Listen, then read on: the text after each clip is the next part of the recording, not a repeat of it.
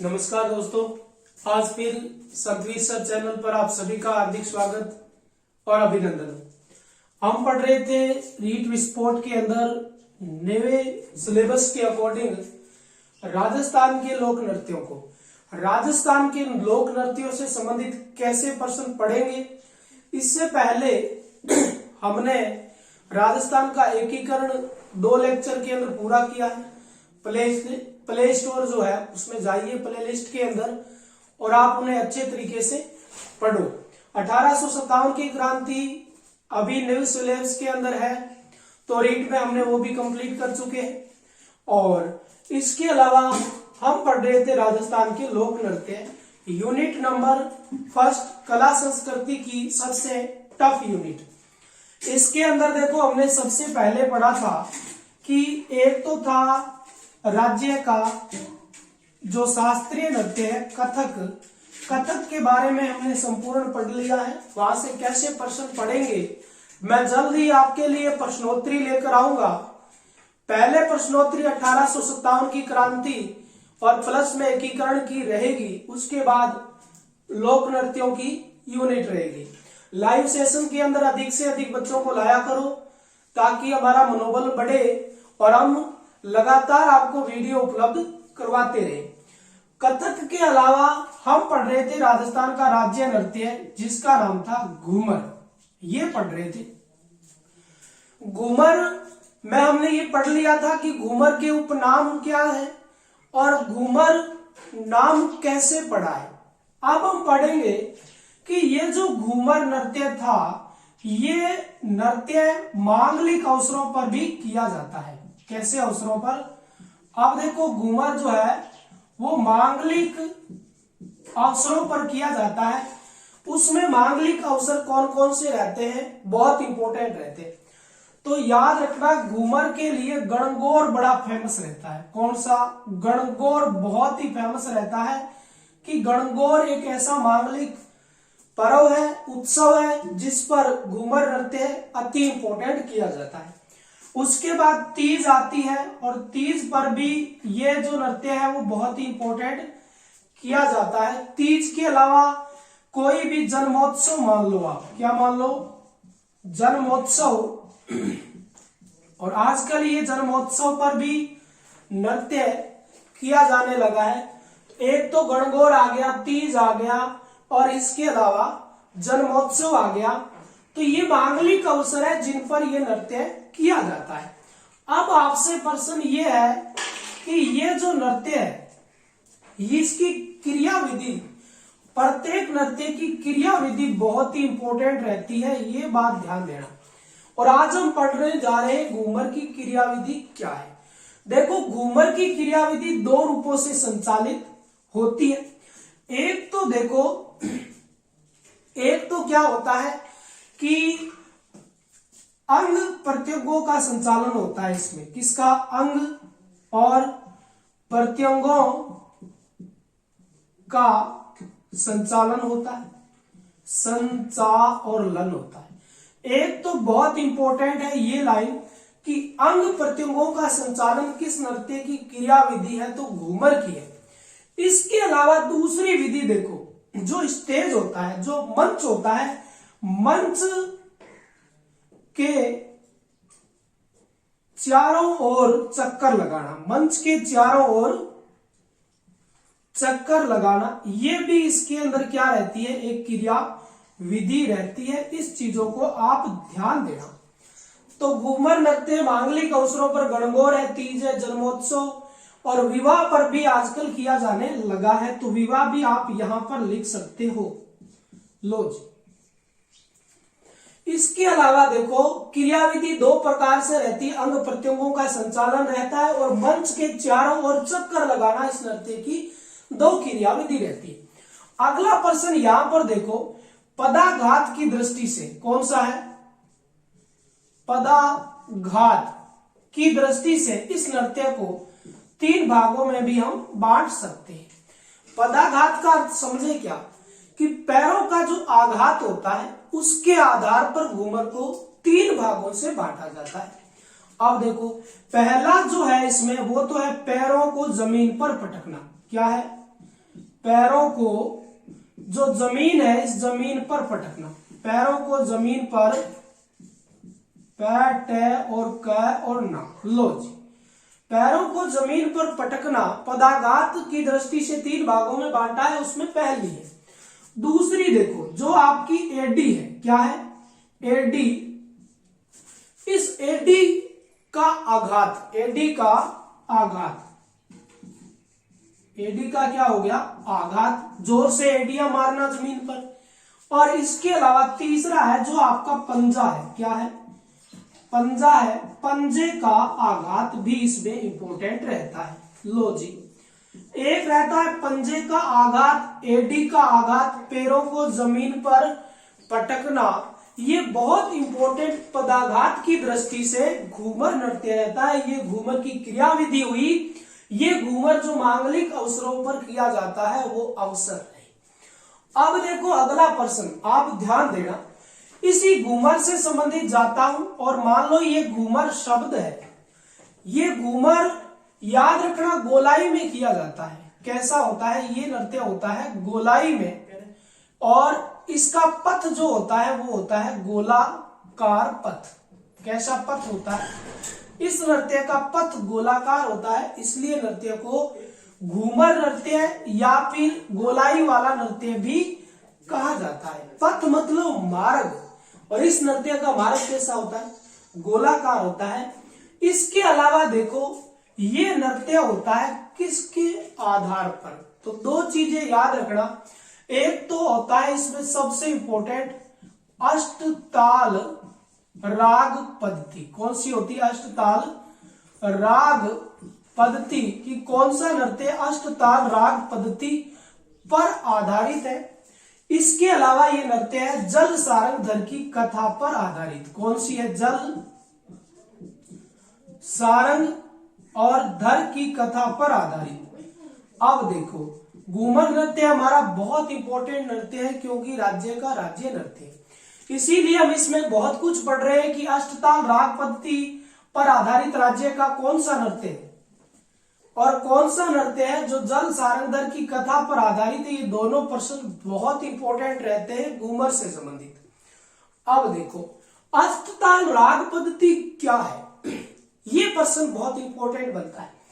देखो इसमें क्या होता है कि बालिकाएं घूमती घूमती ऐसे 8 अंक का निर्माण कर देती है। घूमर नृत्य के अंदर जब बालिकाएं घूमती घूमती घूमती घूमती 8 अंक का निर्माण कर देते हैं, गणित का जो 8 अंक होता है उसका निर्माण कर देते हैं, तो उसे अष्टताल राग पद्धति कहते हैं। इसके अलावा जल सारंगधर की कथा पर भी ये नृत्य आधारित है जो राज्य का राज्य नृत्य है। अब देखो अब अति इंपॉर्टेंट यहाँ पर क्या रहता है कि इस नृत्य के वाद्य यंत्र, कौन से यंत्र है, देखो वाद्य यंत्र कैसे होते हैं, किस वाद्य यंत्र को किस प्रकार में बांटा जाता है। इस यूनिट को पढ़ने के लिए आप प्लेलिस्ट में जाओगे ना तो मैंने बहुत अच्छे तरीके से वाद्य यंत्र करवा रखे हैं, लेकिन नृत्यों के अंदर हम वाद्य यंत्रों को भी बांट रहे हैं। तो देखो इसी नृत्य के अंदर एक तो बजाई जाती है जी शहनाई। कौन सा वाद्य यंत्र है, शहनाई वाद्य यंत्र इसके अंदर बजाया जाता है। इसके अलावा याद रखना एक वाद्य यंत्र है जिसका नाम है जी नगाड़ा। नगाड़ा भी इसके अंदर अति महत्वपूर्ण माना जाता है। इसके अलावा है ढोल। कौन सा है, ढोल। तो ये थे वाद्य यंत्र, हमारा अति महत्वपूर्ण राज्य नृत्य जिसे कहते हैं घूमर, और इसी के साथ घूमर हुआ कंप्लीट। और जिसने पहली यूनिट राज्य की लोक नृत्यों की नहीं देखी है ना वो अति इंपॉर्टेंट रीट में जरूर देखना। अधिक से अधिक बच्चों को लाइव लाओ बच्चों, तो ये रीट में बहुत इंपॉर्टेंट रहता है। अन्य सभी कंपटीशनों के अंदर राजस्थान का कोई भी कंपटीशन हो, यदि उसमें डांस नहीं आए तो ऐसा कोई कंपटीशन नहीं होगा शायद मेरी तरफ से। तो इसका स्क्रीनशॉट ले, तो इसका स्क्रीनशॉट ले लिया तो मैं कुछ बातें बता रहा हूं यहां पर, इन बातों को जरूर ध्यान देना।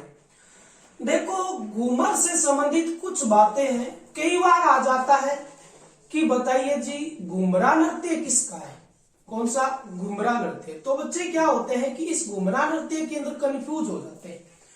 घूमर तो राज्य का राज्य नृत्य है, लेकिन घुमरा नृत्य क्या है इस पर बात करते हैं। ये जो घुमरा नृत्य है ये भील और मीणाओं का है। किनका है? भीलों व मीणाओं का है। इस चीज पर आप ध्यान देना कि भीलों और मीणाओं का जो नृत्य है वो कौन सा है? घूमर नृत्य है। घूमर नहीं दोस्तों, घुमरा नृत्य। घूमर तो राज्य की सभी महिलाओं के द्वारा किया जा सकता है। सबसे पहले इसको किया था राजघराने के अंदर, इसीलिए तो इसको रजवाड़ी नृत्य हमने कहा था उपनाम की दृष्टि से। लेकिन यहां जाते हैं, घुमरा नृत्य भील और मीणाओं का है। अब देखो इसका स्थल कौन सा है जहां पर यह नृत्य किया जाता है। ये बहुत इंपॉर्टेंट है स्थल, किसी भी नृत्य का स्थल बहुत इंपॉर्टेंट रहता है। तो इसमें देखो एक तो आता है कांठल का प्रदेश, कौन सा है? कांठल।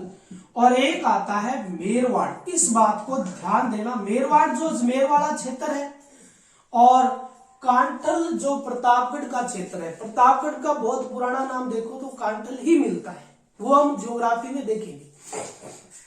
अगला देखो, अगला ये नृत्य जो है, इस नृत्यों का अवसर क्या होता है? अवसर क्या होता है कि किस अवसरों पर यह नृत्य किया जाता है? ये अवसर दो होता है। ये नृत्य होली पर भी हो सकता है और इसके अलावा ये नृत्य जो है वो दीपावली पर भी हो सकता है। इस बात को भी आप ध्यान में जरूर रखना। तो ये हमने जाना कि घूमर के साथ साथ घुमरा नृत्य भी राजस्थान में एक विकसित है। और ये जो घुमरा नृत्य है ये मीणा प्लस भीलों के अंदर विकसित है, कांठल प्रदेश और मेरवाड़ा में विकसित है। होली और दीपावली पर यह नृत्य हमें बहुत इंपॉर्टेंट देखने को मिलता है। अब देखो इसी के साथ अगला एक और नृत्य आ जाता है जिसे हम कहते हैं घूमर और घुमरा। क्या कहते हैं? घूमर घुमरा नृत्य कहते हैं। अब देखो ये घूमर घुमरा नृत्य क्या है? देखो घूमर के साथ घुमरा और घुमरा के साथ घूमर घुमरा, समझ आया? अब दोनों को साफ कर दिया। घूमर घुमरा मतलब, घूमर मतलब मरा हुआ है और फिर मरा हुआ है, तो घूमर घुमरा में दोनों तरफ से मरा हुआ है। तो ये एक नृत्य है जिसका नाम है शोक नृत्य। कैसा नृत्य है? शोक नृत्य है। मतलब शोक संदेश, कोई भी बुरा संदेश है तब ये नृत्य किया जाता है। अगला देखो, यदि हम बात करें इसी घूमर घुमरा से संबंधित, तो इसी को कहते हैं रुदन नृत्य। क्या कहते हैं? रुदन नृत्य के रूप में जाना जाता है।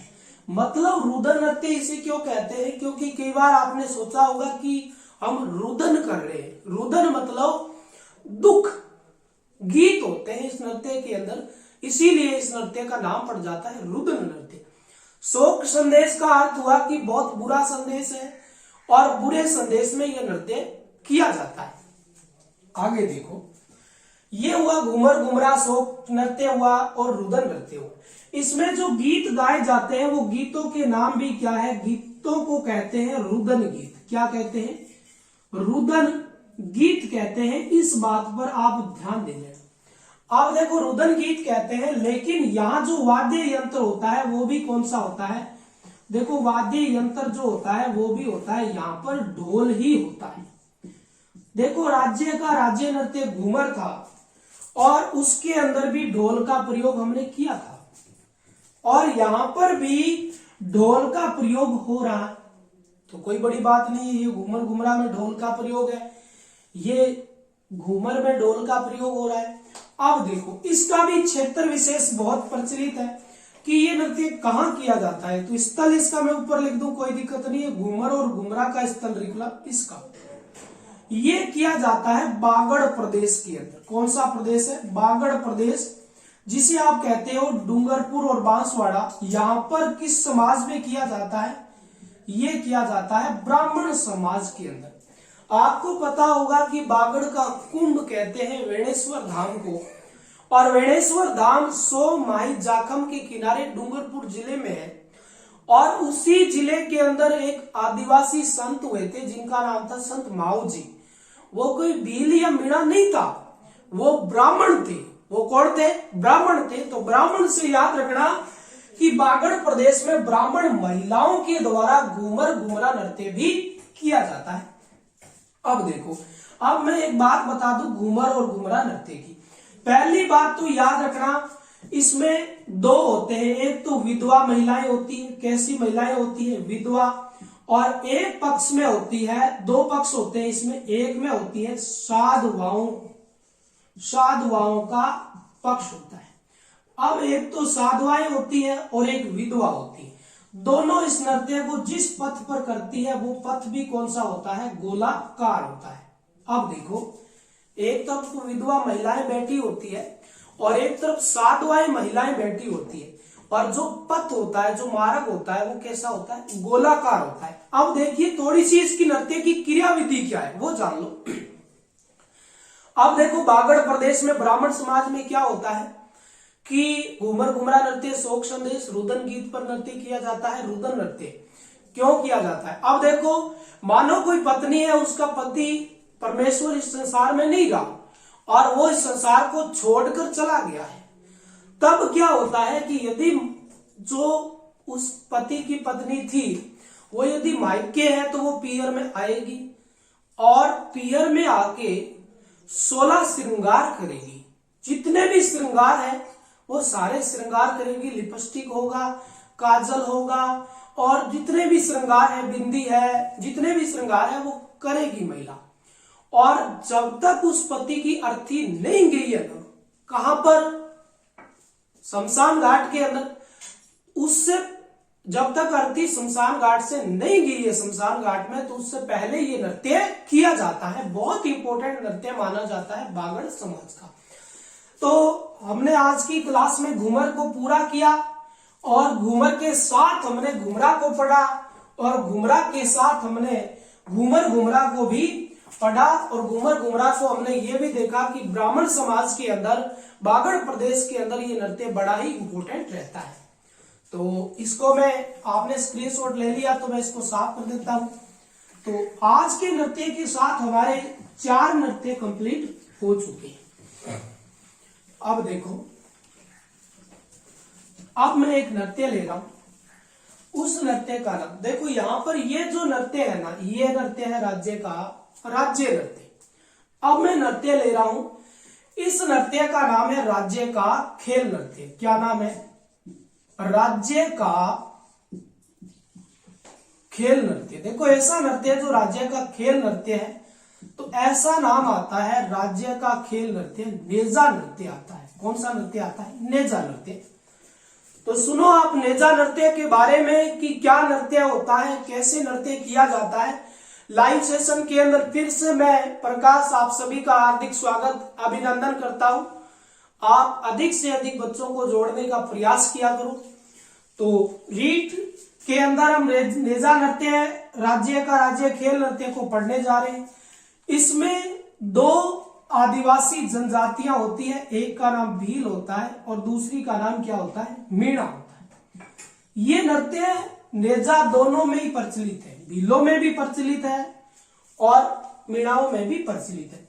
अब प्रश्न उठता ये है कि ये एक नृत्य सामूहिक है। कैसा है? सामूहिक नृत्य है। सर ये सामूहिक कैसे? सामूहिक इस प्रकार होता है कि इसमें पुरुष भी भाग लेते हैं और इसमें महिला भी भाग लेती है, इसीलिए हम इसे सामूहिक नृत्य कहते हैं। अब अगला प्रश्न आया कि सर ये नृत्य होता कब है? याद रखना, होली के तीसरे दिन होता है। कब होता है? होली के तीसरे दिन होता है। इस बात पर आप जरूर ध्यान देना कि होली के तीसरे दिन जो राज्य का नृत्य होता है उसे राज्य का खेल नृत्य का दर्जा दिया गया है। दोनों में है, भील और मीणाओं में है। सामूहिक है, पुरुष भी भाग लेते हैं और महिला भी भाग लेते हैं। अब देखो, मैं इस नृत्य की थोड़ी क्रिया विधि बता देता हूं। कई बार क्या होता है कि पूछ लिया जाता है कि निम्न नेजा नृत्य में संबंधित कौन सा कथन सत्य और असत्य नहीं है, तो वहां पर प्रत्येक नृत्य की आपको क्रिया विधि के बारे में पता होना चाहिए। तो देखो, मैं यहां पर क्रिया विधि बता देता हूं। होली के तीसरे दिन जमीन में क्या गाड़ा जाता है? डंडा गाड़ा जाता है। लो जी, ये जमीन के अंदर मैंने क्या गाड़ दिया? डंडा। होली के तीसरे दिन जमीन के अंदर ऐसा डंडा गाड़ दिया जाता है। देखो, अब इस डंडे के ऊपर क्या रखा जाता है? एक नारियल रखा जाता है। लो जी, नारियल नृत्य ये रख दिया क्या, नारियल, नारियल इस डंडे के ऊपर रख दिया। अब क्या होता है कि इसके चारों ओर महिलाएं हैं और महिलाओं ने इसके चारों ओर क्या डाल रखा है, घेरा डाल रखा है। लो जी, ये महिलाएं, बिल्कुल इसके पास में ये क्या है, महिलाएं खड़ी है और कुछ ही दूरी के बाद ये पुरुष खड़े हैं, यहां पर पुरुष खड़े हैं और महिलाओं के हाथ में क्या होता है, कोड़ा होता है। इस बात को ध्यान देना, हाथों में इसके कोड़ा है, लो जी कोड़ा, और ये लो जी कोड़ा। महिलाओं के हाथ में क्या होता है, कोड़ा होता है। अब पुरुष क्या करता है कि इस नारियल को अपने हाथ में लेने का प्रयास करता है। पुरुष इस नारियल को लेकर भागने का प्रयास करता है, लेकिन उससे पहले ये यहां आएगा, डंडे पर चढ़ेगा और नारियल को लेकर फिर भागेगा। महिलाओं ने डंडे के चारों ओर घेरा डाल रखा है और जब वो नारियल पर चढ़ने की कोशिश करता है ना, तो महिलाएं कोड़े से उसे पीटती है। ऐसे नृत्य को राज्य का राज्य खेल नृत्य कहा जाता है। तो आया होगा आपको ये राज्य का खेल नृत्य समझ में, यहां से प्रश्न पढ़ने की संभावना पक्की रहती है। हमने शास्त्रीय नृत्य पढ़ लिया, हमने राज्य नृत्य पढ़ लिया, घूमर को घुमरा में बदला और घुमरा को घूमर घुमरा में बदला, और उसके बाद हमने राज्य का राज्य खेल नृत्य भी पढ़ा। अब देखो, अब इसका फिर से स्क्रीनशॉट लो। अब की बार मैं इस घूमर को भी यहां से साफ कर देता हूं और मैं बताता हूं कि आगे की क्रियाकलाप या आगे के नृत्य हमारे कैसे हैं।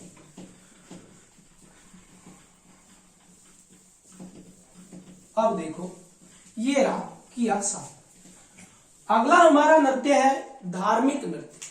कैसा नृत्य है, धार्मिक। धार्मिक नृत्य जो होते हैं वो क्षेत्र संबंधित होते हैं और जाति संबंधित भी हो सकते हैं। धार्मिक नृत्यों की लिस्ट आज खुल चुकी है। आज इस नृत्य के साथ हम अपनी क्लास को संपूर्ण भी करेंगे धार्मिक नृत्यों के साथ। धार्मिक नृत्य में मैं सबसे पहले ले रहा हूं, उसका नाम है देखो अग्नि नृत्य। कौन सा नृत्य है, अग्नि नृत्य। इस नृत्य की आज हम चर्चा करेंगे। सर आपने लाल रंग से अग्नि नृत्य क्यों लिखा है, क्योंकि अग्नि होती ही कैसी है, लाल पीली होती है, इसीलिए मैंने अग्नि नृत्य को इस रंग से रंगा है। अब देखो, अग्नि नृत्य के उपनाम बहुत इंपॉर्टेंट रहते हैं। क्या उपनाम, पहले तो इसे कहते हैं जसनाथी नृत्य, बहुत इंपॉर्टेंट है। लो जी, किस नृत्य को जसनाथी नृत्य कहते हैं, तो याद रखना इसी नृत्य को जसनाथी नृत्य कहते हैं। अगला प्रश्न है कि इसी नृत्य को क्या नाम देते हैं, अंगारों का नृत्य नाम देते हैं। कैसा, अंगारों का नृत्य, जिस नृत्य को कहते हैं वो भी अग्नि नृत्य है। उसके बाद मैं इसे नाम देता हूं सिद्धों का नृत्य। कैसा, सिद्धों का नृत्य, क्योंकि इस नृत्य में भाग लेने वाले सिद्ध पुरुष ही होते हैं। कैसे होते हैं, सिद्ध पुरुष ही।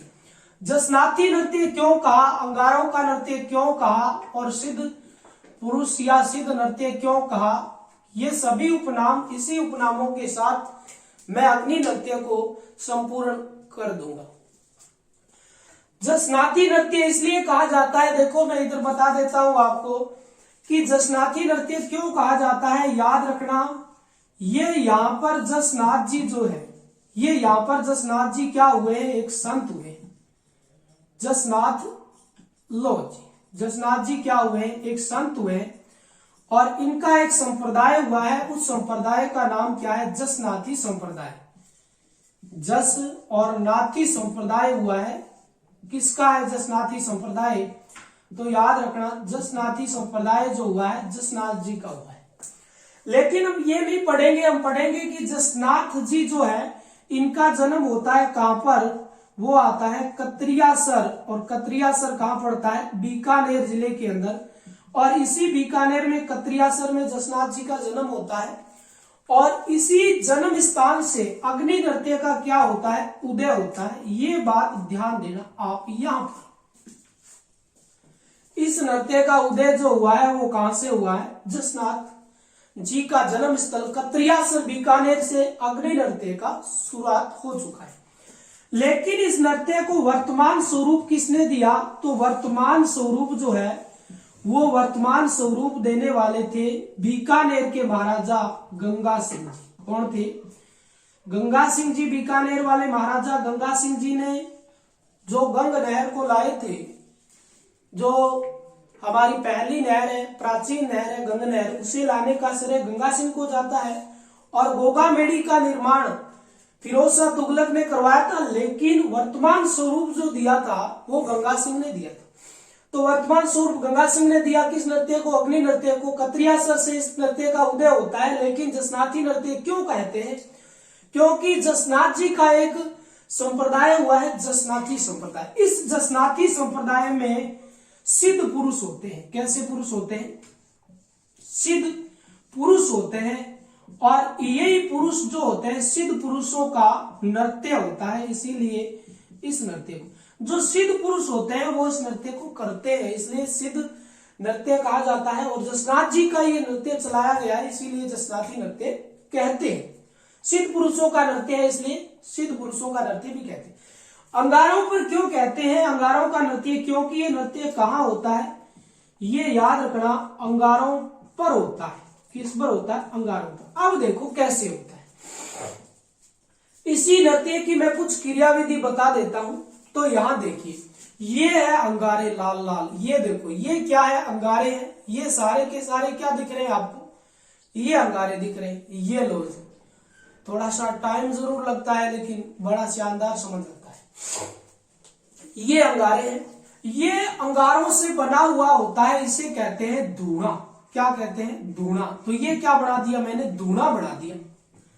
अंगारों का क्या बना दिया? धूणा बना दिया। इसमें से ऐसे आग लपकती रहती है, ऐसे आग, ऐसे इस प्रकार इसमें अंगारे ही अंगारे हैं। तो बड़े अंगारे होते हैं, खेजड़ी वृक्ष के अंगारे होते हैं, और इसमें ऐसे आग लपकती रहती है। लो जी, फिर क्या किया जाता है? इस पर पानी का छींटा दिया जाता है, थोड़ा सा नॉर्मल, और पानी का छींटा देने के साथ साथ एक मंत्र पढ़ा जाता है। उस मंत्र का नाम क्या है? उसका नाम है सिद्ध कस्तम जी या फतेह। फतेह का नारा दिया जाता है। फतेह और फतेह का क्या दिया जाता है? नारा। फतेह फतेह का नारा दिया जाता है, और सिद्ध कस्तम जी ऐसा नारा बोला जाता है।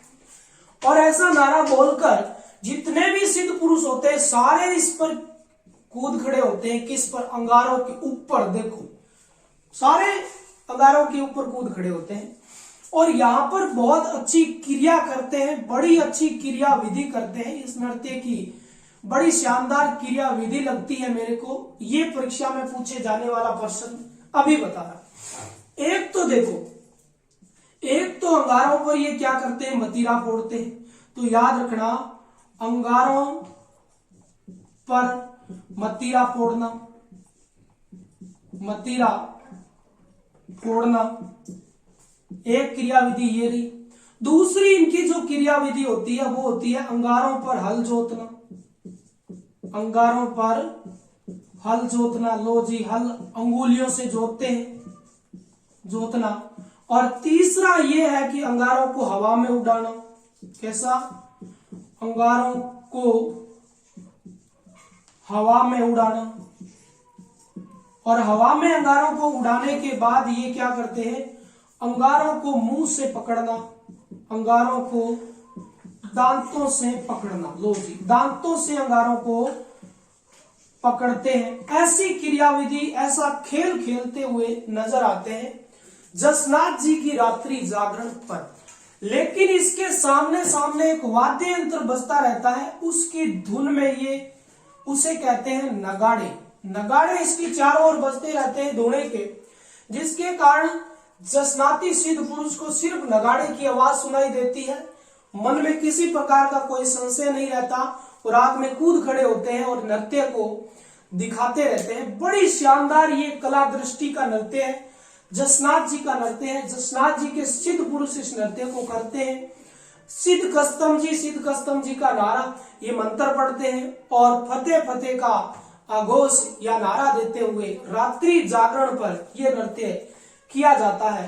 तो आपको समझ आया होगा। इसका लाइव सेशन के अंदर आप स्क्रीनशॉट ले लिया करो। तो ये जसनाथ जी संत हुए हैं, और उन्हीं शब्द से संबंधित ये एक धार्मिक नृत्य है। और एक ध्यान रखना, ये जो जसनाथी जाति होती है ये जाटों में होती है, तो ये नृत्य जाटों में बहुत प्रचलित है, इसीलिए इस नृत्य को जाटों का नृत्य भी कहा जाता है।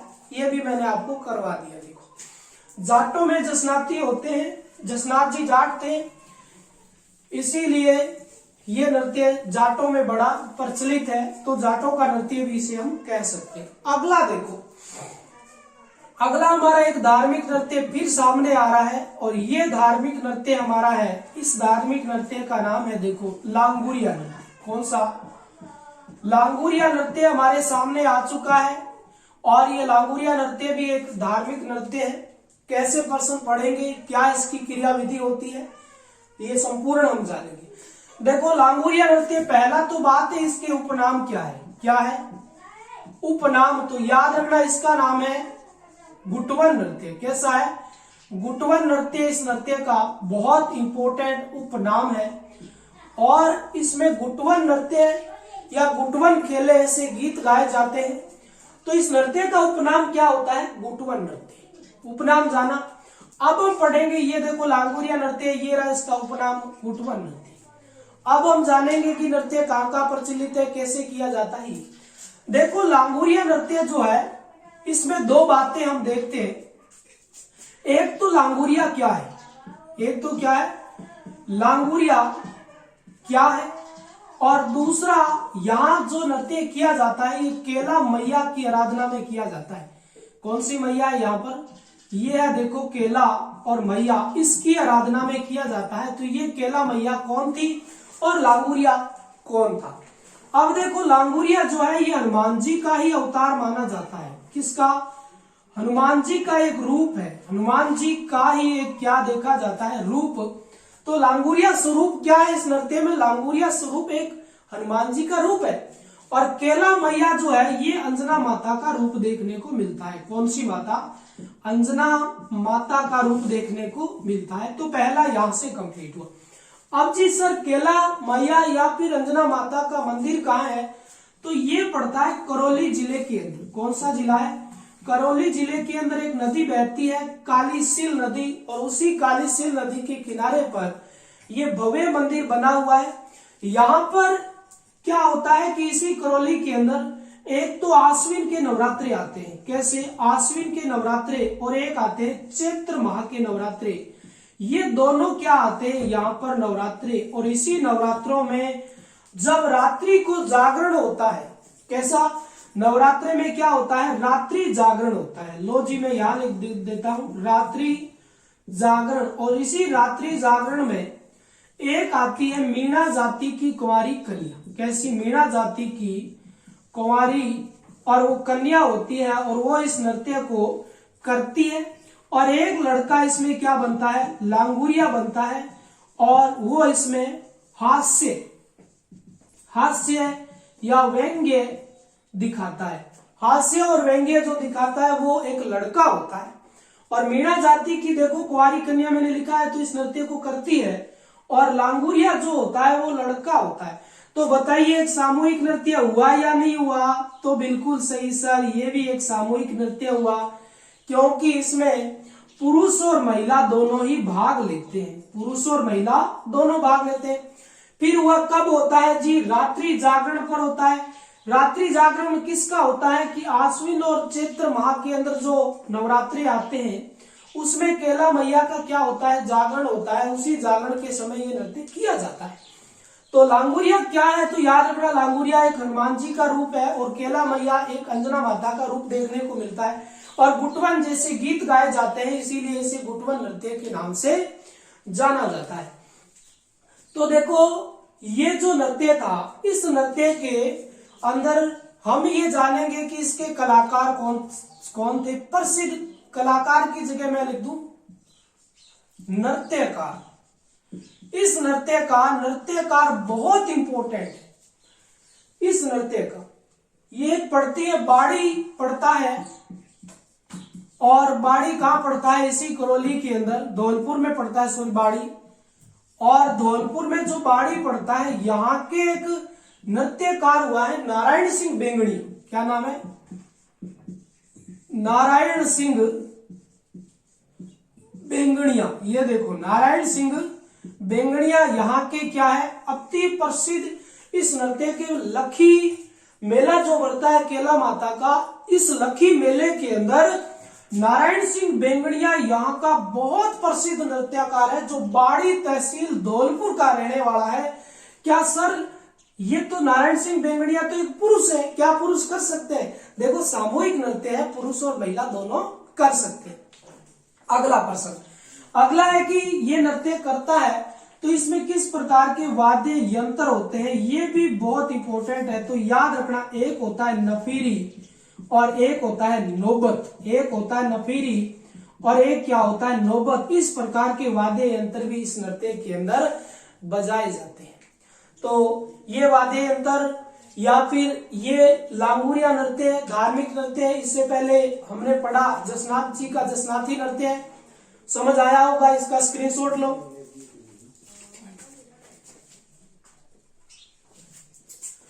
तो ये एक धार्मिक नृत्य था। अगला नृत्य हम पढ़ेंगे राजस्थान के अंदर तेरह ताली नृत्य, सुकुर नृत्य। तो आज के लिए आप सभी से हम इजाजत चाहते हैं। इस लाइव सेशन के अंदर आपने भरपूर हमारा साथ दिया। तो जय हिंद, जय भारत दोस्तों।